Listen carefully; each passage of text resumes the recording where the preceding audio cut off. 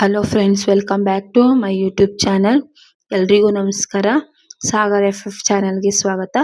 ಇವತ್ತಿನ ಒಂದು ವಿಡಿಯೋದಲ್ಲಿ ನಾವು ಸಿಹಿ ಅವಲಕ್ಕಿ ಪ್ರಸಾದವನ್ನ ಹೇಗ್ ಮಾಡೋದು ಅಂತ ನಾನು ನಿಮ್ಗೆ ಹೇಳ್ಕೊಡ್ತಾ ಇದ್ದೀನಿ. ಹಬ್ಬ ಹರಿದಿನ ಅಥವಾ ಕೃಷ್ಣ ಜನ್ಮಾಷ್ಟಮಿ, ನಾವು ಈ ತರ ಒಂದು ದಿನಗಳಲ್ಲಿ ಯಾವ ರೀತಿ ಸಿಹಿ ಅವಲಕ್ಕಿನ ಮಾಡೋದು ಅಂತ ತುಂಬಾ ಈಸಿಯಾಗಿ ಸಿಂಪಲ್ ಆಗಿ ಹೇಳ್ಕೊಡ್ತಾ ಇದ್ದೀನಿ ಫ್ರೆಂಡ್ಸ್. ಮೊದಲಿಗೆ ನಾನು ಇಲ್ಲಿ ಅರ್ಧ ಕೆಜಿ ಆಗುವಷ್ಟು ಅವಲಕ್ಕಿಯನ್ನು ತಗೊಂಡಿದ್ದೀನಿ. 1 ಕಪ್ ಅಷ್ಟು ಕಾಯಿ ತುರಿ ಅಂದ್ರೆ ಕೊಬ್ಬರಿ ತುರಿ, 2 ಕಪ್ಪು ಬೆಲ್ಲ, ದ್ರಾಕ್ಷಿ, ಗೋಡಂಬಿ, ಏಲಕ್ಕಿ. ಮೊದಲಿಗೆ ನಾವು ಅವಲಕ್ಕಿಯನ್ನ ನೀಟಾಗಿ 2 ಸರಿ ವಾಶ್ ಮಾಡಿ ನೆನೆಸಿಟ್ಕೊಳ್ಬೇಕು ಫ್ರೆಂಡ್ಸ್. ನೋಡಿ, ನಾನು ಈ ತರ ಒಂದು ಪಾತ್ರೆಯಲ್ಲಿ ತೂತುಗಳಿರುತ್ತಲ್ಲ ಆ ತರ ಪಾತ್ರೆಗಳಲ್ಲಿ ನೀಟಾಗಿ ತೊಳ್ಕೊಂಡು, ಯಾಕಂದ್ರೆ ನಾವು ತೊಳಿತಾ ಇದ್ರೆ ಧೂಳು ಗಲೀಜೆಲ್ಲ ನೀಟಾಗಿ ಹೋಗ್ಬಿಡುತ್ತೆ. ಅದಕ್ಕೋಸ್ಕರ ನಾನು ನೋಡಿ ಈ ತರ ನೆನೆಸಿ ಒಂದು 5 ನಿಮಿಷ ಇಟ್ಟಿದ್ದೀನಿ.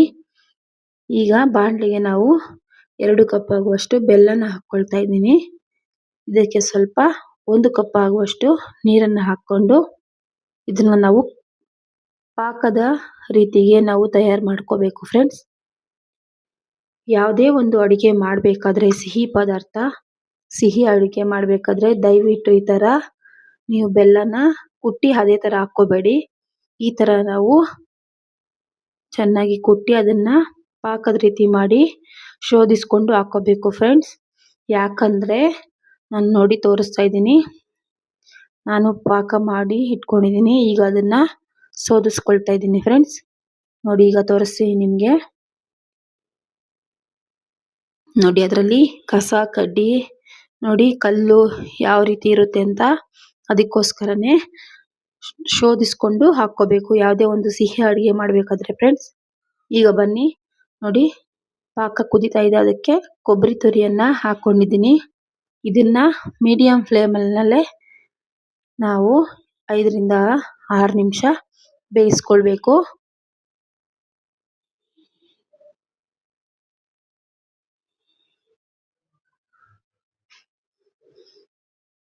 ಈ ತರ ಮಾಡೋದ್ರಿಂದ ತುಂಬಾ ಸಿಹಿಯಾಗಿರುತ್ತೆ ಹಾಗೂ ರುಚಿಯಾಗೂ ಕೂಡ ಇರುತ್ತೆ ಫ್ರೆಂಡ್ಸ್.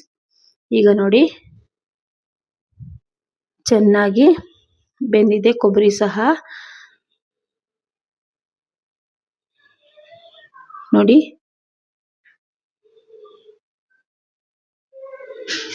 ಈಗ ಇದಕ್ಕೆ ನಾವು ಸ್ವಲ್ಪ ಏಲಕ್ಕಿ ಪುಡಿಯನ್ನ ಹಾಕೊಳ್ಬೇಕು. ಏಲಕ್ಕಿ ಪುಡಿ ಹಾಕೋದ್ರಿಂದ ಯಾವುದೇ ಒಂದು ಅಡಿಗೆಗೆ, ಸಿಹಿ ಅಡಿಗೆಗೆ ರುಚಿ ಮತ್ತೆ ತುಂಬಾ ಟೇಸ್ಟಿಯಾಗಿ ಇರುತ್ತೆ ಫ್ರೆಂಡ್ಸ್. ನೋಡಿ, ಈಗ ರೆಡಿ ಆಗಿದೆ. ಇದಕ್ಕೆ ನಾವು ಮೊದಲೇ ನೆನೆಸಿಟ್ಕೊಂಡಂತಹ ಅವಲಕ್ಕಿಯನ್ನ ಹಾಕೊಳ್ಬೇಕು.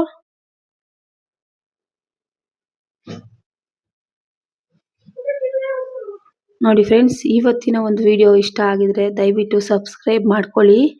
ಹಾಗೆ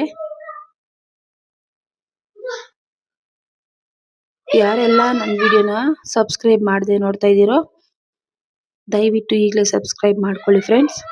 ನೋಡಿ, ಈಗ ಅವಲಕ್ಕಿನ ಹಾಕೊಂಡು ಮಿಕ್ಸ್ ಮಾಡ್ಕೊಂಡಿದ್ದೀನಿ.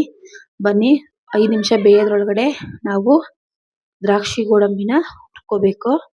ನಾನಿಲ್ಲಿ ಸ್ಟವ್ ಮೇಲೆ ಬಾಣಲಿ ಇಟ್ಟು ಎಣ್ಣೆ ಹಾಕೊಂಡಿದ್ದೀನಿ. ಅದಕ್ಕೆ ದ್ರಾಕ್ಷಿ ಗೋಡಂಬಿಯನ್ನು ಸಹ ಹಾಕಿ 2 ನಿಮಿಷ ಲೋ ಫ್ಲೇಮಲ್ಲೇ ಫ್ರೈ ಮಾಡ್ಕೋಬೇಕು.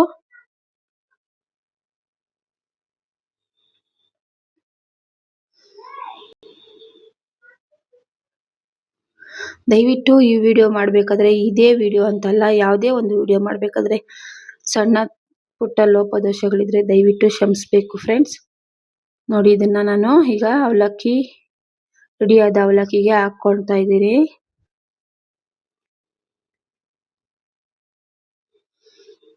ಇದನ್ನ ನೀಟಾಗಿ ಒಂದ್ಸಾರಿ ಮಿಕ್ಸ್ ಮಾಡ್ಕೋಬೇಕು ಫ್ರೆಂಡ್ಸ್ ಚೆನ್ನಾಗಿ. ಇದನ್ನ ಲೋ ಫ್ಲೇಮಲ್ಲೇ ನಾವು ಸ್ವಲ್ಪ ಹೊತ್ತು ಬೇಯಿಸ್ಬೇಕು ಅವಲಕ್ಕಿನ, ಆಗ ತುಂಬಾ ರುಚಿಯಾಗಿರುತ್ತೆ. ಅವಲಕ್ಕಿ ಹಾಕಿದ ತಕ್ಷಣ ಇಳಿಸಬಾರ್ದು ಯಾವತ್ತೇ ಆಗಲಿ. ಒಂದು 5 ರಿಂದ 10 ನಿಮಿಷ ನಾವು ಲೋ ಫ್ಲೇಮಲ್ಲೇ ಬೇಯಿಸ್ಕೋಬೇಕು ಫ್ರೆಂಡ್ಸ್. ಆಗ ತುಂಬಾ ಸಿಹಿಯಾಗಿ ಮತ್ತೆ ರುಚಿಯಾಗೋ ಸಹ ಇರುತ್ತೆ. ನೋಡಿ ಎಷ್ಟು ಚೆನ್ನಾಗಿ ಬಂದಿದೆ ಅಂತ. ಈಗ ನಾವು ಇದಕ್ಕೆ ಕೊಬ್ಬರಿ ತುರಿಯನ್ನ ಹಾಕೊಳ್ತಾ ಇದ್ದೀನಿ. ನೀವು ಬೇಕಿದ್ರೆ ಒಣ ಕೊಬ್ಬರಿ ಇದ್ರೆ ಒಣ ಕೊಬ್ಬರಿನೂ ಹಾಕೋಬಹುದು, ಇಲ್ಲ ಅಂದ್ರೆ ಹಸಿ ಕೊಬ್ಬರಿನೂ ಸಹ ಹಾಕೋಬಹುದು ಫ್ರೆಂಡ್ಸ್. ನೋಡಿ ಈಗ ರೆಡಿ ಆಗಿದೆ ಸಿಹಿ ಅವಲಕ್ಕಿ ಪ್ರಸಾದ ಫ್ರೆಂಡ್ಸ್. ಎಷ್ಟು ಚೆನ್ನಾಗಿದೆ ನೋಡಿ. ಈ ವಿಡಿಯೋ ಇಷ್ಟ ಆದರೆ ಲೈಕ್ ಮಾಡಿ, ಶೇರ್ ಮಾಡಿ, ಸಬ್ಸ್ಕ್ರೈಬ್ ಮಾಡಿ ಫ್ರೆಂಡ್ಸ್. ದಯವಿಟ್ಟು ಕಮೆಂಟ್ ಮಾಡೋದನ್ನ ಮರಿಬೇಡಿ. ಇವತ್ತಿಗೆ ಈ ವಿಡಿಯೋನ ನಾನು ಇಲ್ಲಿಗೆ ಎಂಡ್ ಮಾಡ್ತಾ ಇದ್ದೀನಿ ಫ್ರೆಂಡ್ಸ್. ನೋಡಿ ಎಷ್ಟು ಚೆನ್ನಾಗಿ ಬಂದಿದೆ ಅಂತ. ನೀವು ಒಂದ್ಸರಿ ಟ್ರೈ ಮಾಡಿ ಹೇಗಿದೆ ಅಂತ ಕಮೆಂಟ್ ಮೂಲಕ ತಿಳಿಸಿ ಫ್ರೆಂಡ್ಸ್.